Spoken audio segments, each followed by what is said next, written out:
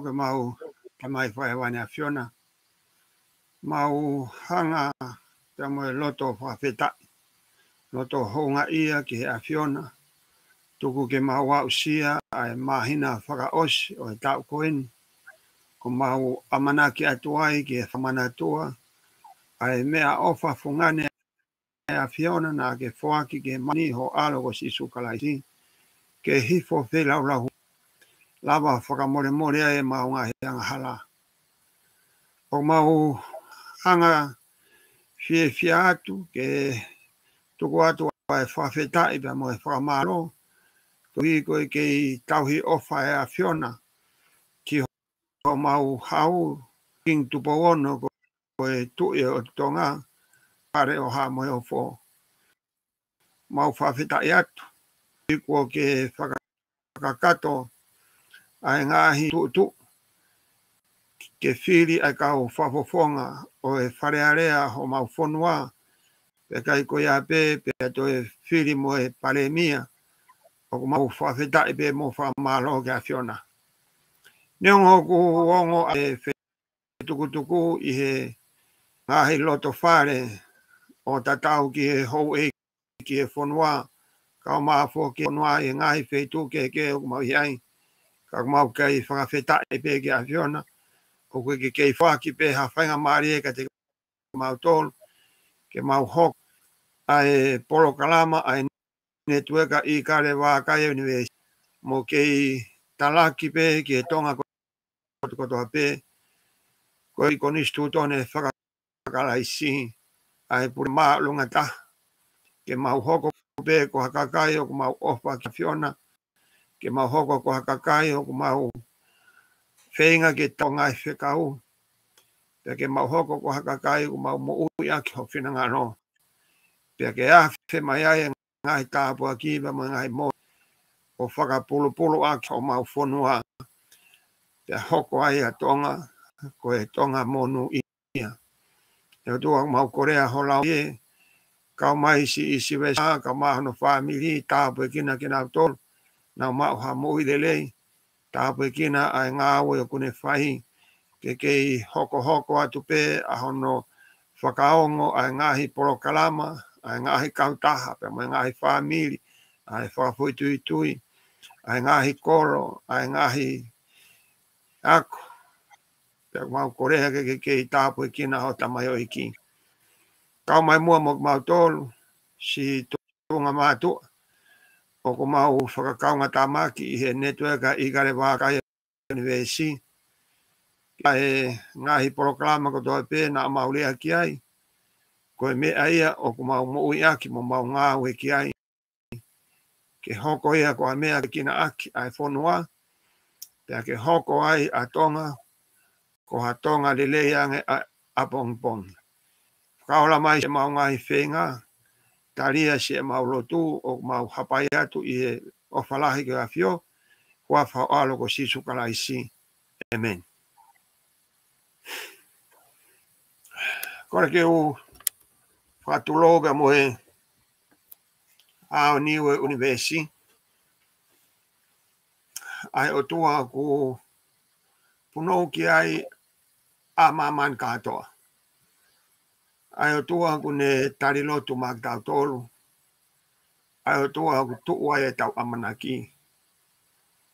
Ai o tua ku ne whokotu tuua e ne ngahi whono. Ko hiko ilonga aia tene tauhiki hai. Tene mau ao no ngahi tāpua ki. Tapu pa mo e la koula e waka e o tutonga. Koe la a o e ono i kuonga. King tupo ono, koe tu i o tonga. Ka maa fōke tahine e kuinina nasi pau tuku aho. Pea pe fōki ke whare ho amo heo fō. Tapatu ki he tama pirinis kalauni, tupo toa ulukalala, ka maa fōka ha maafu. Tapatu ki he hou eki no pere whonua. Tapatu ki he sea e whare area, ka maa fōki eki pare mia. Pea pe fōki ki he kau whakapoponga wharearea e whanua mo kau minista o e pureanga. Tapo si kau Palestini ko kau taki o ngahi siasi. Ngahi whunga waka hota o whanua. Tapo si kau tau i whanua ka mai kau mata pure. Si kau pure whawahe kau mai kau sekolo. Pea ki he tonga kotokotoa pe o kua ua ka te mo tolu. Ai leo o e networka i kare waka universi. Ka ta pea mo ki motua ko whahohaa ke whakahoko atu ha tau polokalama ao whangatuku o e tau wafe wataha.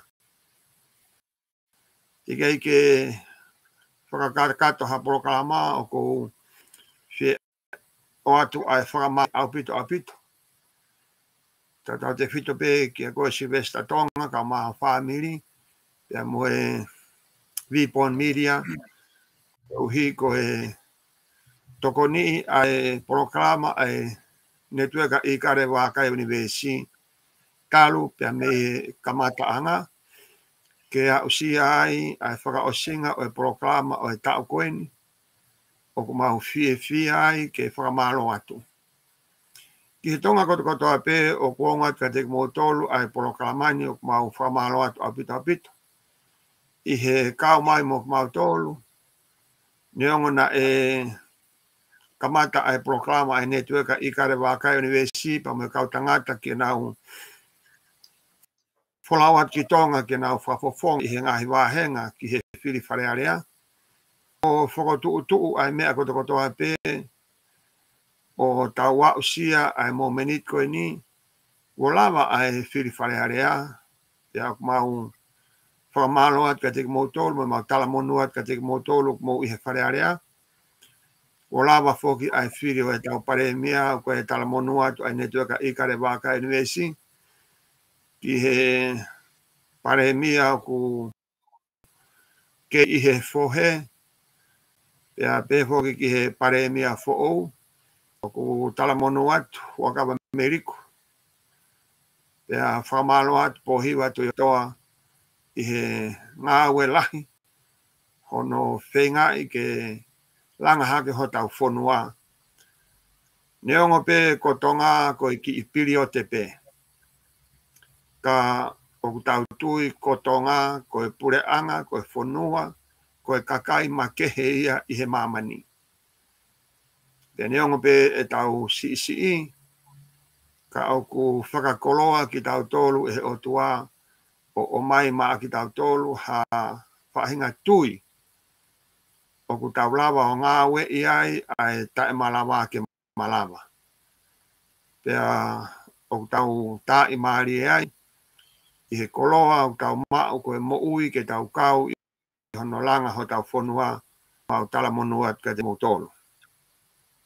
Si vesta ko e ngalu tuku foki e o e polokalama o e wanoa wataha.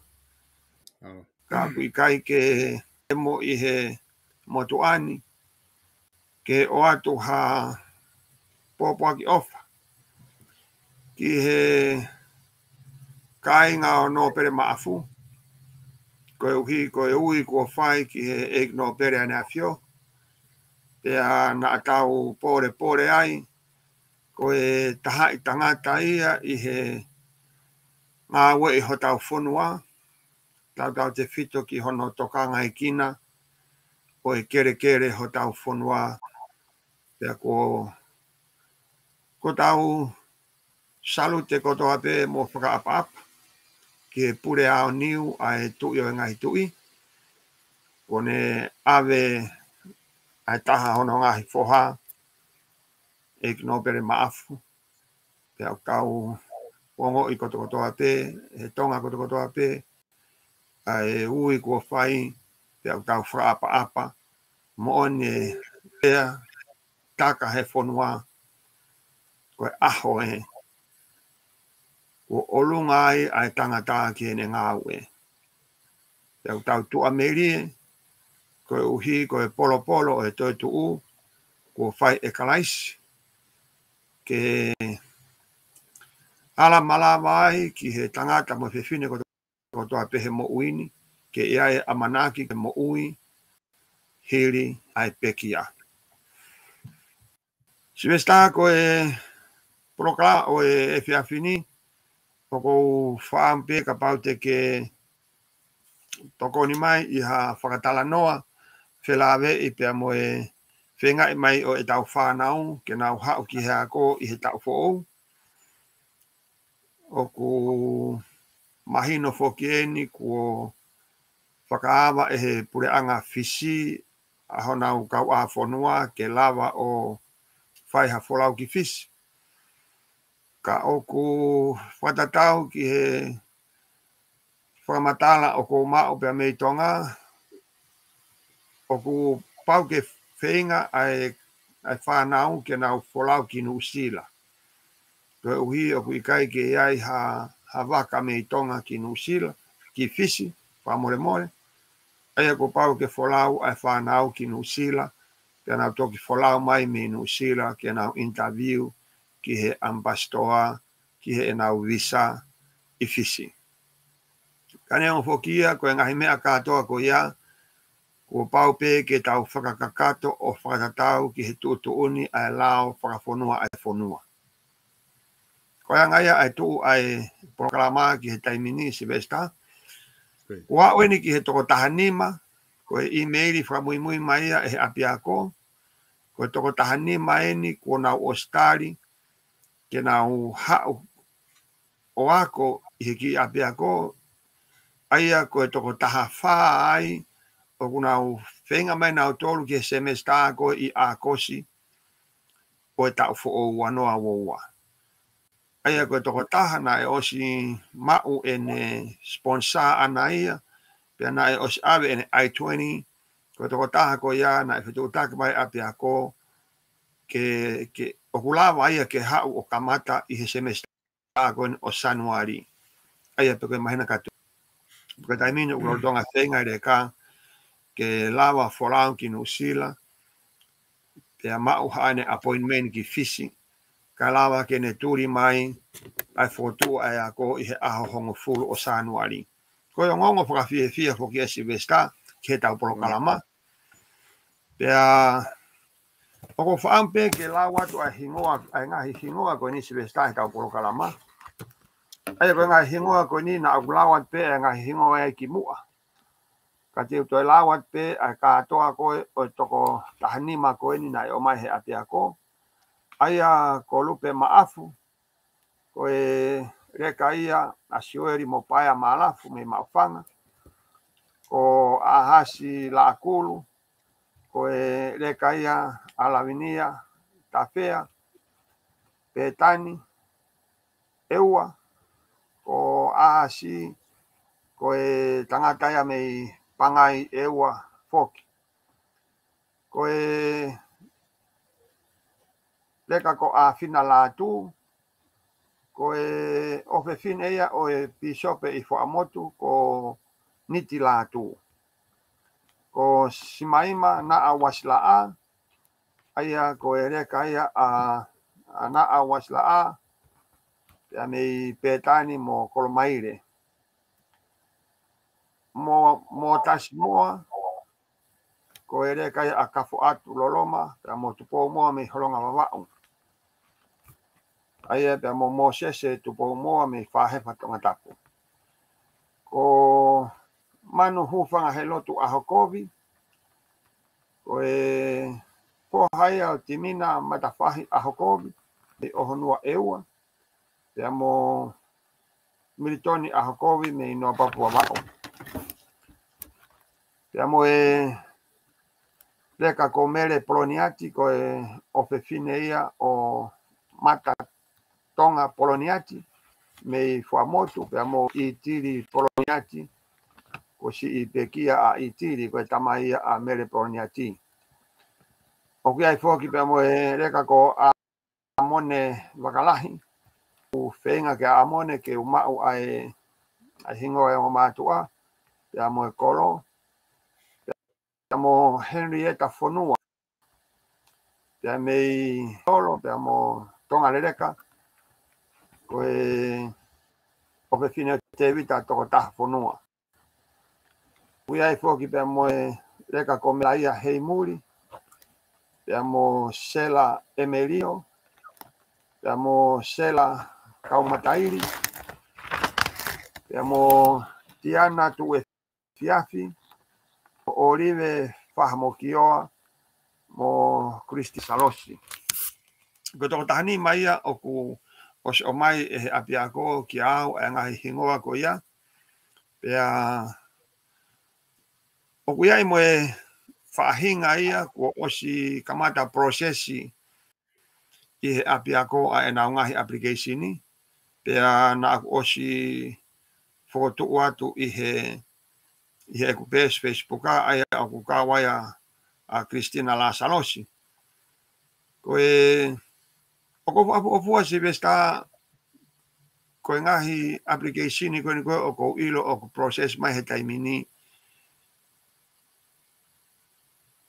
Oku malawa pe ke au ki a kosi ki he hau koe e whane whotu ai a ko.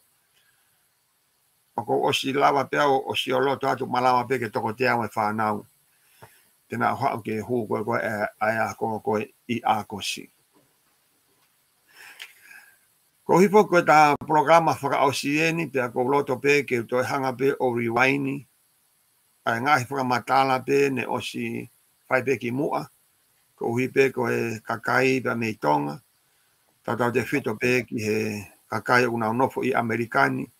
Ka aku i tonga a e nau whanau. Ko e ngā i koe ni ke o mai e tau whanau. Ko e nau hau he visa ako. Aia o ku fuaki e api ako a e nau I-20. I he mau atu koe a e tau ngahi. Me a koe o ku fie mau. E he api ako. Aia ko e application ni o mai he api ako ki a tiau ai link pia ako email rewa ia ki he email ko ai kaureka o ku teu ke nau apply ki he api ako. Pero time ko email ia tu ai link o ku ke whakafonu hanga tono ai pe e ko ia ho application ni o ke email pe e ko ke email e api ako. Aia e fia mao atu ke api ako pe mo o transcript pe ko ngai toi whamoni ako. Pate ke toi send pe moia ki api ako. E fia mao te api ako a ho o tatau a ho o passporti. Ko pau ke send pe moia ki api ako. Pea toi fia mao atu he api ako ke o mai a ho sponsor. Pea mo ho statement of finance pe ko e financial statement. E lava ke kawa ai totongi ako i he tau e taha. Aia ko tala pe e au. Ko sponsor, ko tohi pe o whai e hataha pe i Amerikani, lava pe ke whai pe e hasiasi ai tohi ko ia, lava pe ke whai e hakautahari paanga ai tohi ko ia, lava pe ke whai e hakoristutuku ai tohi ko ia, o lava pe ke whai e hakulupu langa whanua whakakolo ai tohi ko ia, o ave ia ki he apiako pea moe statement me banke o ku ia i hapanga wa mano Amerika i he akauni. Pea kone mao pe koe e api a ko ia ai mea ko ia o kuna hanga rewa o send I-20 ai reka ki ene emaili. Pea kone mao pe koe e reka ai emaili. Pea ku whai rewa ai whenga ai reka ke puka ene appointmenti ki fisi. Mo whenga i hono hala i he folau ke lava o au o interview ke o mai ene visa. Ko taim koe e mawa ene visa e toki hao whangatuku pia mei he ampastor Amerika ai hau ai taha ko ia. Aki hanofoaki e he ampastor ha ene visa pe ikai. E kone a koe ki tuunga koe ko fuaki atu he ampastor ene visa pia o ku iai pe pia moe taimi koe o ku ata ke folau mai ai ki Amerikani ke hau ki he ako. Si vesta koe whatanoa pe ko ia koe toe whakamatala pe i he uhinga, koe tā programa whakaosie, ke lava pe e he kakai o toe share atu, ai talanoa ko whai atu. Ai koe uhinga ia o o ko Korea i ke kaureka ke nau add friend mai e Facebook a ku ia ko la vai o Talanoa pe mona tolu pe mo tamai pe mo fae pe ko e matu a pe ko na toka nga e le kai tonga ke whakamala ala ki a te nau tolu ai whainga maari e koe ni o whai e whenga ai netueka i kare wākai ke tokoni i ai tau whanau o ku Osme High School ke nau hao hoko atu e nau ako i Amerikani. O ku loto pe ke whakamahino o ku osi whai e whakatalanoa ki he apiako pea o whemau ke mau palani ke mau wholau ki Tonga i he laini o Sanuari Februari o e uanoa ua tolu. Ai a koe kaureka koe o whenga i ke nau hao ki he ako, te nau hao nau tolu ki i akosi o e uanoa ua. Ai a pia e whairewa whenga ke whai e wholau pia mo e kau whapoponga pia me he api ako, ke whai hatala noa pia mo e potunga e ako, kau maafo ke pureanga tonga i he e whai e ngā aue ki ai ke whotu ai palani ko ia, ke whakahoko ia, i he ua noa ua tolu, i he laini o Februari, he laini ko ia. Mahalo beri si vista o ko whamahino ki he kakai ko toa pe una whanongo mai a e tau polokalama. Kui ai e kaureka una o kei tohi mai o eke mai pe viriami o ku kei atape. Ko whampe ke whamahino ki he tamaiki i Tonga, ko e polokalama ko ni o ku atape ia. Ai a koe taimi koe o whakafono ai koe ai ngahi application ni. Koe api ako pe ia te nau o mai ha whakaha o pe he mai viriam. E o atu e link, ko e link ia ke se me sta hoko. Ai koe api ako pe ia te nau tok whetongi mai mea koe ia. Pe a kui kai ke osi ai whainga maari koe ni. Koe whenga whokia koe ni ke hau pe o se hoau ke se me sta hoko, hau pe tau whanau, wau ke tau hoko, hau pe tau whanau. Te aku o ku hinga pe he, ai whakatala noa atu ke ilo e he ngahi mātua, te mo e whanau ki Tonga. Ka pau tika ke ose e reka he high school he taun e ose e tau ka hau. O ku hinga pe he se vesta. Te aku ko whenga e proklama koe ni ke hau pe tau whanau i he tau ki he tau. Pe koe semesta ke semesta. Mahalo koe ngai mea ea ko whaam ke whamahino ki he tau kakai.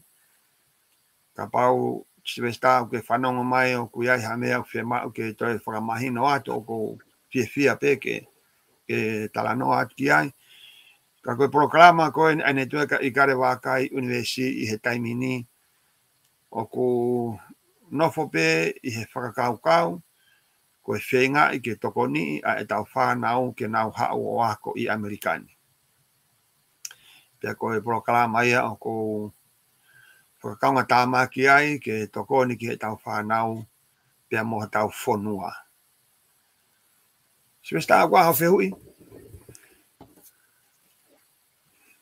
Mahalo i kai kau ki whenga kau ki hua mai ki loa. O kai ki asmaha whehui he da inimi e maumalang. Koi. O kumahino pe mahalo ke kāinga u polokalama kotoa pe o mai ki ahon. Ko ke whakahongo pe mo i kare wakai ko tu kumahino pe ko ki ahataha e asmaha whehui he da inimi. Koi. Koe mea hono hoko koe ko whaam ki o talanoa ki aisi vesta. Koe kore koe o ku whai i Amerikani ke tokoni ki hono o mai whanau mo i kai ke ngata ai ke totonga e nā wako mo whenga e whoki hano whoanga ke nau nofo ai. Te kai koe a pe whenga e whoki mo hanau ki seniti ke nau to mai i nau hau he wakapuna ke nau wau mai ki Amerikani. O ko ulak whamalo ai ki he ngahi whamiri o e kaureka o ku nau i Amerikani. Aia o ku nau os volunteer mai pe nau tō te nau tokoni e nau reka o whenga e nau ene sponsor pe a tokoni ki a nau tō ke o mai Pea ko whamalo atoa ki he ngai whamiri ko ia. O ko pia whamahino o ko lere ro foki i he ngahi Kalapakawatonga. Pea i so leiki, na aku lere ki ai pea o whatalanoa pea ai pea mohoku kaunga me ai, o talangi ki ai. O po kore atu ke tokoni mai ko uhi, he kai ke ulawa awia o nofo i ha feitu o fuoloa. Ko he ngā, i kai ke ngata pe i he ku tokanga ki he ngahi, ki whenga i ke tokoni e whanau si vesta, ka ko hoku whatongia koe ki he kakai e whonua, o ko haisia foki ki ai. Ko tain koe ku hoko ai hangahi hapure ai o toa ki a whamiri, pea ui ai hanau taha. Ko tain koe o ku ui mai ai whamiri koe ki a te au o ko whamaro, ko hoku o whanga ene kei loto lelei, ke tukuange pea o ke alu ki ngahi whamiri ko ia, o whakakakato ai ngahi whatongia mai whonua. Pea makatungai ai kai ke lava ke unofo i ha wheitu e taha, ke pē ke ulawa aro nofo i soreiki, ke whai holoa e ku kore kore. Ka koe huk toko uai, o ku iloa peia e he kainga soreiki ko whaireha. Ka ko whaireha ko ia tene whafofonga i au, na i ai pe mono hingoa i he mātua alawaki, ko ma. Pea kene tokanga i mua panki i me kawa na aku tufa holo i ngahi kalapui soreiki. Aia pea ko mratala anke ko proklama pe i ea te u tuku mai ko ngā ke ilo he kainga soreiki. Te ke tokoni mai ke whai ai tokoni ke o mai ai tau whanau pea mei tonga. Nau lere hoki Hawaii i Silvesta, pea nā to e whai e kore tatau wai, ke hoku kaunga mea mamae pe o kui soreiki. Pea ko tangata ko ia ko Atimoa Tuiaki. Aia ko tala foko ni hono hingoa ke ilo e he kainga ko he taulanga mata i tofe. E hoko Atimoa Tuiaki ko tokone mai ke te au ke si lere holo i he ngahi kalapu o whai e ngahi whakatangi ko hi ke tokoni i hono o mai e tau whanau pe mei tonga. E pehepe e ku takai holo koe i he ngahi state o Amerikani si vesta.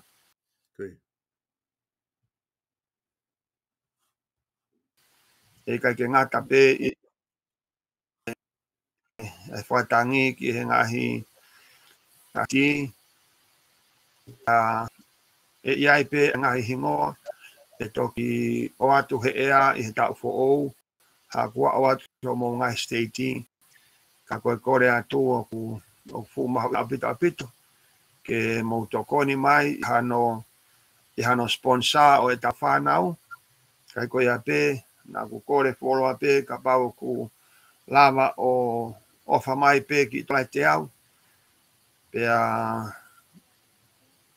o si fotu atu pe mo ku sele mo ku telefoni ko ono ni manoa fa fitu ta tolu hiva no ta hasi vesta pe ko hingoa pe ia o ko ngao ia ki he akauni ko William Poloviri mahalo ko ngahi me akatoa ko ni o fai ga eta tano asi vesta ko me ama nga taha o ko ilo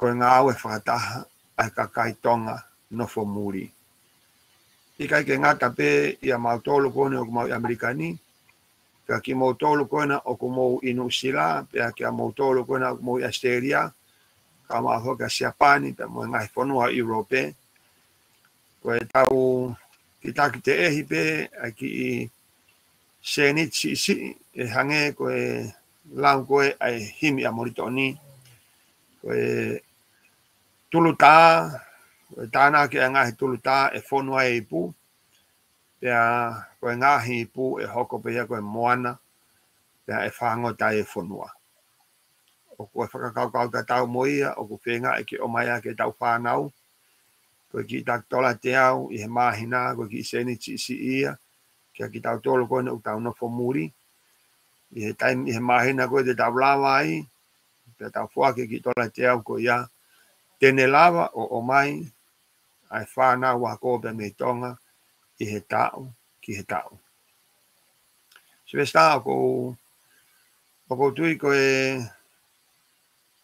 toenga ko eni o e tau taimi ka pau ki kai kia ha whehui, ko whaamu ke liliu ai proklama ai netweka i kare wakai universi ko uhi ko proklama whakama opo eni o e tau wanoa ua taha, ke iai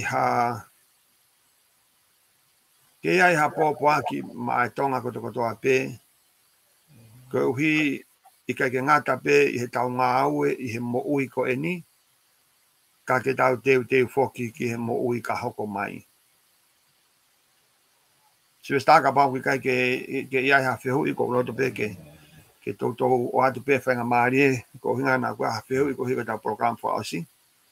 Iyo, mamalanga o kai kia ha whehui he taini. Iyo. Ko tui ko whama apo ni ta programa se vestate o atu ni. Malo. Pea ko hui o ku mahu inga apito ki he netueka i kare wakai universi a e ngā au e whakataha ko e kakai. Ko tau whanua, o tau i he tunga whakatu tāmaki.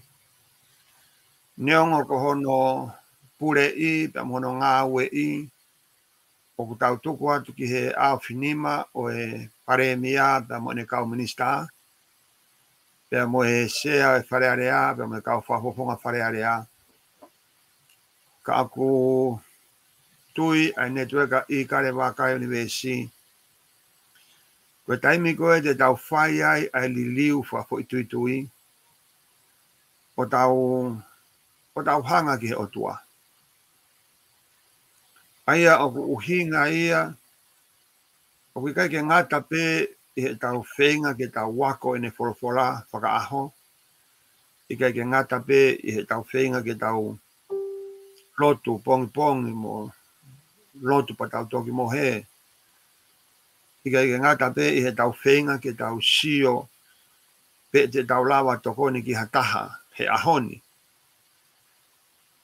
Ko tau nofo koe o mau ai whaahinga aongo, tui, tai toi vei ua, koe o tua o tau lotu ki ai o mo ui, o kune awhio i ki tau tolu te ki ai te tau kore.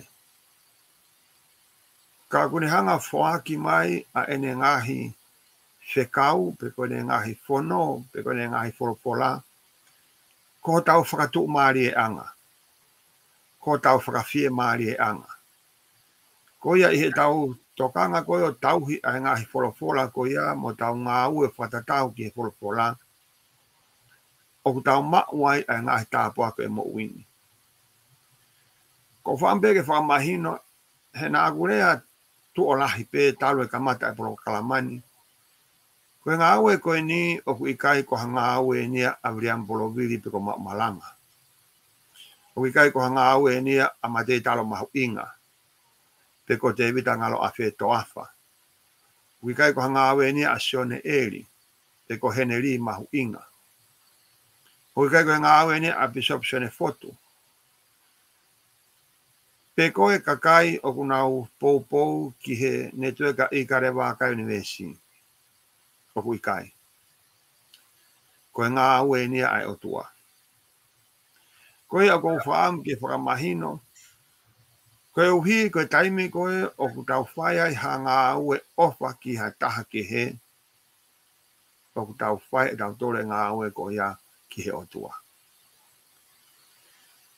Pe a kou loto lahi pe ke utala noa hoi pa me ka inga. Ko o mai ki tau tolu, ke tau hao o lave i he monu o e ngahi whonua muri. He taimi lahi, o ko ngalo ia te tau tolu. Ko hui e tau hanga pe ke whengai, ai tu marie maata. Ta whenga e tu marie maahoto family. O kui kai ke hala ia. Koe mea ko ia, koe whatongia ia, koe tangata koto ape, ke ngā aue maahono family. Koe mea koe ko tokanga tau ki ai hoipa me kai ngā tonga. Koe taimi koe o ku ke ngā aue ai, ke toe toko ni i moha taha o ku maulalo hifo ia koe. Koe taimi ia o ku ke foaki ai maakalaisi. Koe ne folofola pe ia. Tau tolong tau no foi Amerika. Tau abe pong yo tau sio ke tau whanau. Ka nau alu ki hea kōpa nau pa. Koe whanau kone utangi me tō ngā hoipa mo e kāinga. Koe whanau ia. O ku nau whakaamua ke nau mau mai. Ai whainga maarie. O ku mau. E hofoha. Pe ko ho ope fine. Ka pau o ku ke nofo i murini.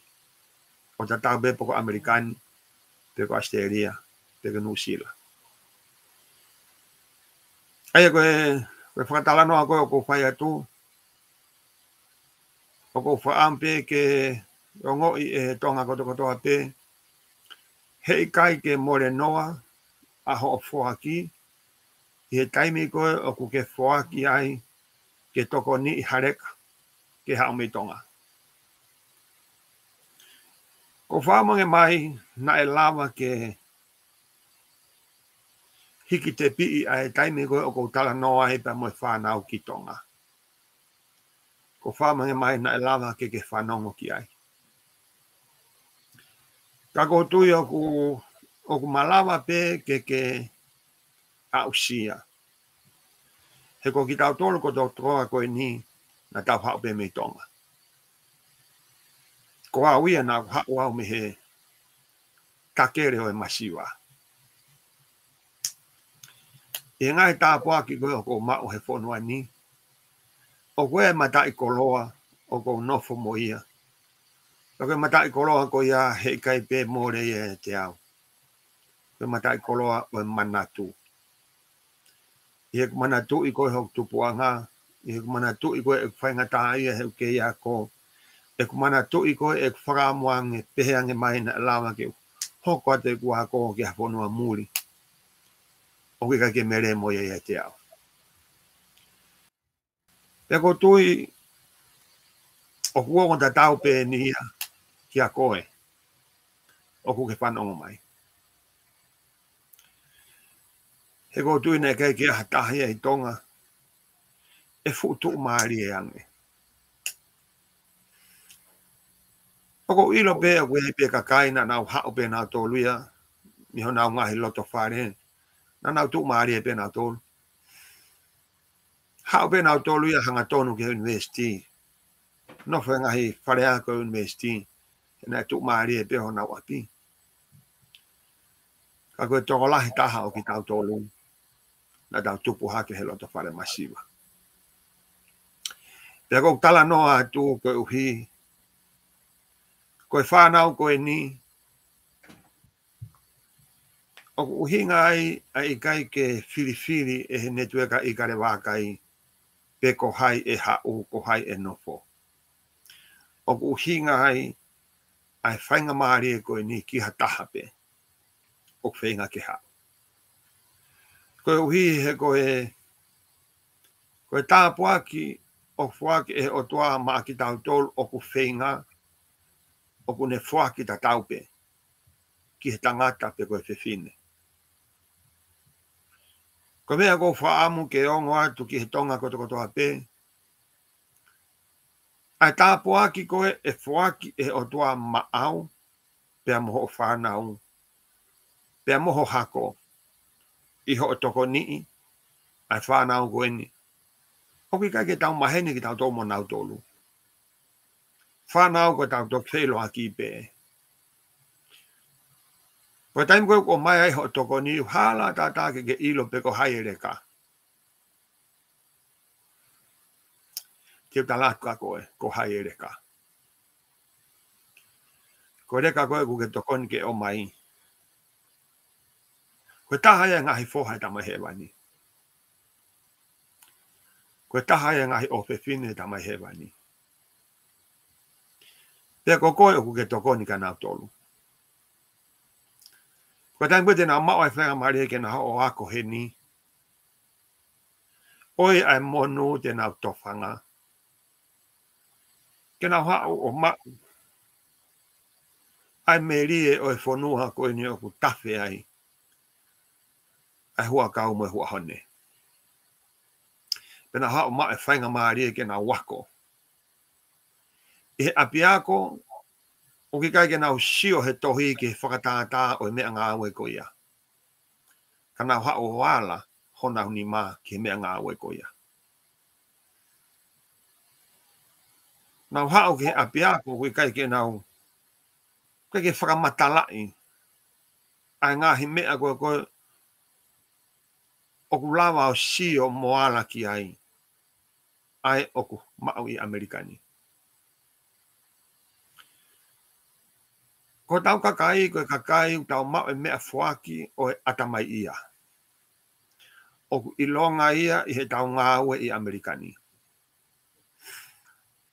Ko e alu ko e ai tau ngāhi whae, mo tau whanga tō whaafine, mo tau whanga o whaanga, o tau he kau vai ko e kau papalangi.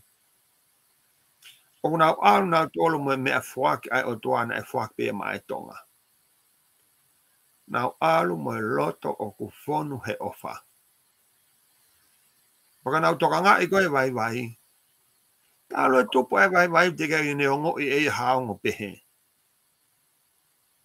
Paka mea re vai nuk hoko. Wa o pe ki he tuunga. Loto e vai a ke whaki kātoa ene toe ngā paanga koe e toe hene mo ui. Pea mo e whare whaki kātoa ia. Mai fe fine koe ni. O kune whaki ange maana a e ongo whakaofo o ene mo ui. Ko e ongo o kune ongo i ai ofa. Kai ngā tonga. Ko e mea ofa ia na e whaka te o tua maa. Ko taimi ko ke maa wai ngā he tā puaki ko ia. Ko a wiri ampolo wiri o ko kore atu. Tō mai pia ki konga siipe. E toko ni e tau whanau. Ke nau hao mei tonga. Ka pāmuk pehe hono tāpua ki koe. Wa noa ha ki tāhine e hao alo ako. Pea mau ene ara e nā peke resistedness. Pea alo mau ene toke tā. Pea alo mau ene palofisa. Wa noa ha tāpua ki. E whake he o tua maana. Hua noa ha ane tokoni. Ki ho tau whonua i hono kuonga. He tene mau e wāhenga ku riu nga ia. Me ho wāhenga gogu ke mau he taimini. Te ka mau e lawa e o whaki toko taha. Ai tā pōki koe ni pai mai whānau i tonga. Hua noa ka mau e ose ako. Ai toko taha whe koe ni. Pea mau hona o ngahi mai tai tohi. Pea nau manatu ki he halana nau fōu mai ai. O kou talatu. E hoko e whanau koe ni. Koe mounga i tangata mo e mounga i whiwhine o tonga. Te nau langa hake. Ai ngahi apiako na nau wako ai. Te nau mana tua. Ai whamiri e nau tamai mo e whamiri e nau whae. Te nau mana tua ho nau kolo. Te nau mana tua ho nau siasi. E te nau hiki a tonga ki ha tonga o te ai ke tau sio ai. Te nau ave ho tau whonua. Ki he tumu e mamani. Manatu ko tonga ko ki whonua si ia. Nau rea veki mua he tau ngai polo kalama. Oku i kai moha toe koloa mahu inga ange. Ke hu ki tua pure anga me tonga, ka koe tangata tonga. Pue tahe ana uhinga e whenga e prokalama koe ni. He ko tui au ki ai. Te ka pāua ko lava whai e prokalama koe ni i he ku hau. O i kai ke hau wako osi ai high school. Hua noa e mea e lava e he kita masi mo e kita ahine. E hau. Osi pe high school hau wako ki Amerikani. Hanga tono mai pe o huo korisi. Pea mo ene visa ako o iai ene visa ngā aue. Pea teu he ki api ako koe ni. Ke hanga tonu be me ai o mau ene ngā aue i Amerika. Pe koe ne hanga tonu me ai ki ha university. Ke whakakaka me ai me step ki step. Ki he tumu mamani.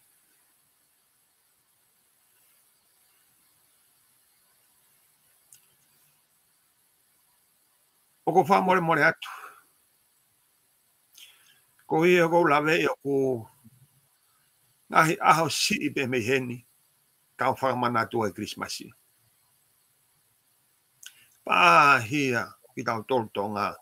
Tālu e tau kei vare mo tau ilo e Christmasi. Tau whake ngahi mea o wha.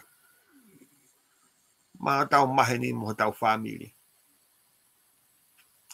Koe ku kore atu hou eki. Pa mo e kai ngā tonga. No fo muri. Peko ha tonga pe ei tonga te ke lawa. Ki ahi ke whaki ha mea o wha maha taha ukai te ke ilo e koe. Ke hoko Christmas o e ua noa ua taha. Ko ha Christmas ia ku ke whakahoko ai whaki. Oha mea o wha maha taha. O kui kai te ke ilo e koe. Ko toko taha ni ma be nia ko tari he api ako. Ka koe aho ko toko toa pe ia. O apply mai ai kaureka ia ke api ako. Pea ko tui au i he Oscar e Christmasin. Teu email au ke api ako te nau talama e nau tolo. Ko ta os whakalaka tato he toko wanoa. Ka ko ti sema pe nia o e wanoa wataha.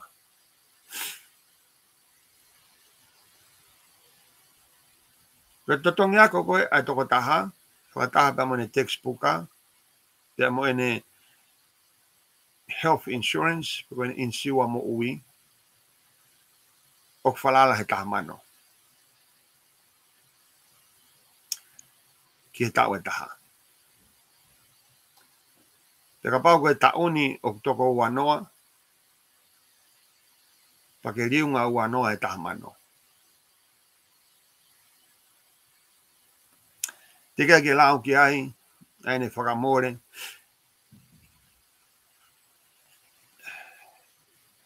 Kene application ni. Kore visa ki fisi. Mone wholau. Ka pau koe halanga waka e. Koe aluki New-Zealand. Peto alifo e ki fisi. Waki se ni te toto mai. Kai ngā tonga. O kou tui pe au malawa. Koe tahe uhinga kou tui au malawa. He kou tui ki he rea koe ni. O toki tae malawa pe ha mea ia i he tae ngou tau whakafisi ai. Ka pau o tau whenga pe tau tolu i he taimi koto kotoa pe. E malawa pe ia. He kou tui ki he rea koe ni. Koe kau maa ni o ni. Koe kakai o kunau tō pe. Ka kunau whenga pe. Koe kau maa ni o ni. Koe kakai o kunau tō pe. O kunau whaianga hala pe. Ka kunau whakatomala pe. Pea nau whenga ke tuku e nau whaianga hala. Pea hoko te nau mou.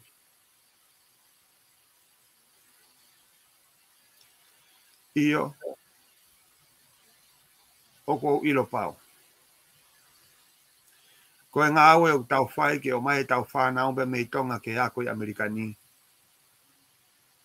Koe ngā aue lahi mo whainga taa. Ka koe uhi o kou ilo, o ku mawhia e o tua ai mea kotokotoa te i langi mo mamani. Pea kui kai kia ha mea ia whainga taa ki o tua. Ko ia o kou loto lahi ai whanau bea mei tonga. Whakafonu mai o mo application ni. Te kou kore at kia koe ke tangi ki o tua. He kohono foha koe, kohono ofe fine koe. Oku ofa kia koe, o tokanga atu kia koe. Tuke taim te ke hangai ki o tua, te mo ke whainga ke ilo koe hahono fina ngā lo, te ke tauhi a ene ngahi whekau ko ia. He koe kotoa ene ngahi whekau, koe o mai pe ia, ke tau tauhi ke tau mauai ho tau ngahi tāpuaki. Te ke ai ha whainga maari e ku ke lawa o sio o ilo ai mea koe o ku kovi, te a kou kore atu. Hola mei ai. Hola mei ai. He wikai ke toi ai hanga awe a te wolo o ku whai i he māmain koe ni. Ka kohono whenga i koe pia moao, ke oua te tatui o ku ofa mai e tatamai i he wani ka ki taua. O ku ne whenga ke lohi a ki tau tolu, te ke tau tō i he ngahi mea, o ku hā mata le lei ki he mo ui koe ni. Ka ngalo ia te tau tolu. Koe mea maho i ngā taha ke tau tokang ki ai ki he mo ui koe ni, ai ngahi mea koe o tae ngata. O ko whaambe ke whahaat ke ngahi mātua i tonga. O ku tau fie. He kua whakaawa e o tua ai matapā. Ke hau e tau whanau pe mei tonga o ako i Amerikani. Ko e tāpua ki pe a ana o ku whuaki atu maau. Pe a moho whoha, pe a moho o pepine. Ke hau ho tamasi i, pe ko ho tahine o ako i Amerikani. Pe te tau mamata he mana. Te tau mamata he ngahi mea whakao fo. He ko hono hua whaia. Ko whakao fo. Pe te tau sio. He ngahi tāpua ki o tika ke tau sio ai. He koe taimi koe o ku tau whalalai ki o tua i he mea kotoa pe o ku tau whai. Te tau ilo ai. Ai lahi o hono mālohi. Moi mea koe o kune mawhia. Ika ke ngata hene o mai e ka ke hao wako i Amerikani. Ka tene whakamama hono atamai. Pe e lawa ene whakakaukau o sio ke ngahi mea na ika ke ne lawa whakakaukau i. Pe koe ngahi whakamooni kotoa pe koe ni ko talanoa ki ai. O tātu o lahi o mō whanongo ai he ngahi whare lotu. O kou ilo whapapau. Koe ngahi whare lotu kotoa pe i tonga. O ku malanga i ai o tua. O ku ofeka te tau tolu. Pea koe whee peha whare lotu ku ke alu ki ai. Tauhi. Ai ngahi whekau o kala atu. Mo ui. Whenga ke hao he aho ki he aho. He ku hinga ai mā oni. Tua whitu he aho. Pea ka pāu tau tō hoko pe. Ka tau tuu pe o whenga ke tau alu pe. Koe mea ia o ku whakaamu mai ki ai aho tau otua. Koe tonga ia o ku whakaamu ki ai ne tueka i kare wākai universi. Koe ngā aue ia na e whakaamu ki ai kau tangata na nau whenga ke nau aloat ke whare area.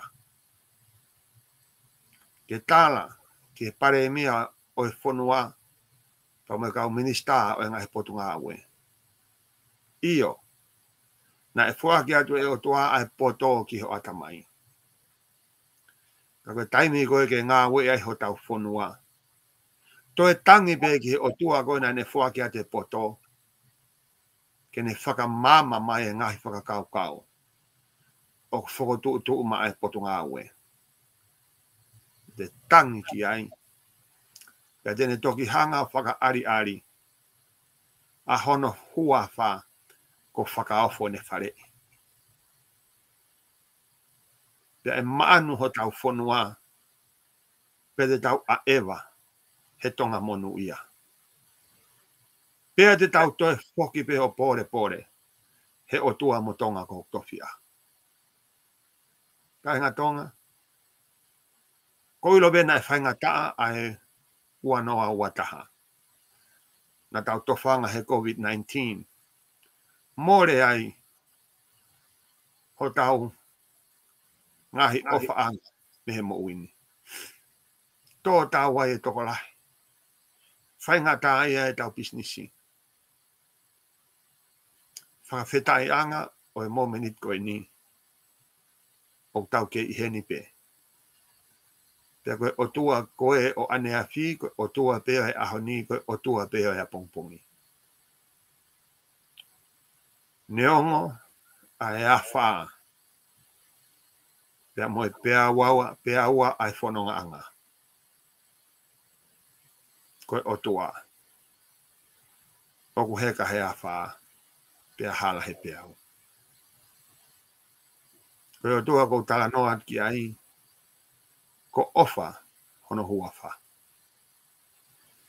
Ilonga koe tonga ku ke whanonga mai ke poloklama whakaos ai netueka i kare wakai universi ki he wafe wataha. Ko whaam ke whaha atu. Oku mau ofa atu. Oku mau tala monu atu. Tawange ke hoko. Ai Christmas o e wanoa wataha. Ko ha Christmas fo o ia maau bea mo family. Pea ke whai ha whaki. Ki ha whoha bea mo a ofe fine.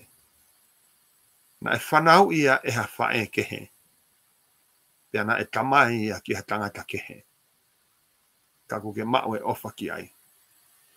He koe whoha ia tamai he wani bea mo na ofe fine. Pea te tau o mai e whanau koe ni ke na oha o a koe Amerikani. Koe tau teu ia ki na o tolu. Koe uhi koe tonga o a pongpongi. Ke tāpu e kina mai. Ai hawa tonga. Tupo ono ka mai whare ha mo heofo.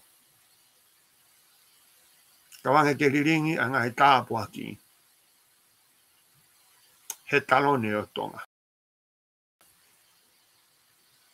He maari he lau maari he. Ai kāinga. Ka mo e whamiri. Ai kino pere maafu.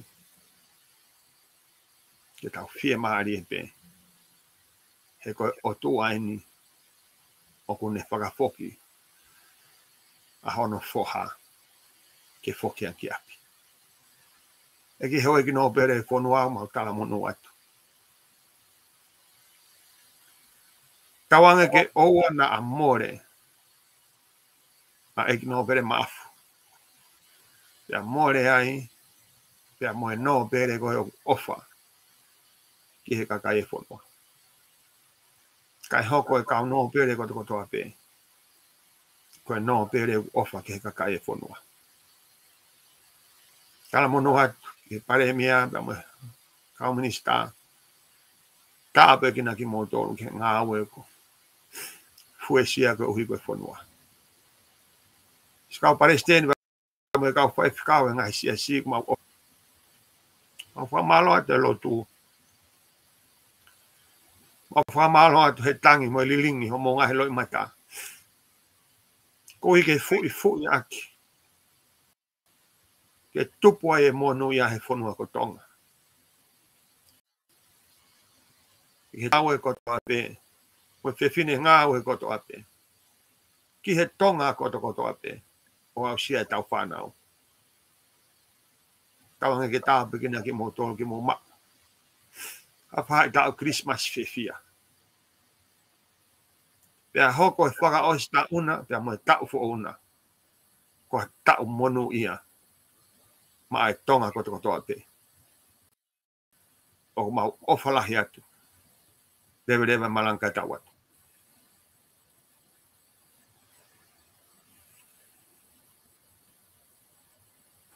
Malapito o mamala, pe ko tui ko e ngala tuku e ta proklama ko ia ki he tauni hange ko na ke whaha. Pa malo atu ke tiki motolu kainga, o mo mamata mahe tau proklama i kare wakai i he universi. Tato ki whilongo aki i he tau fo'ou, ia whoki mai proklama ka mo mea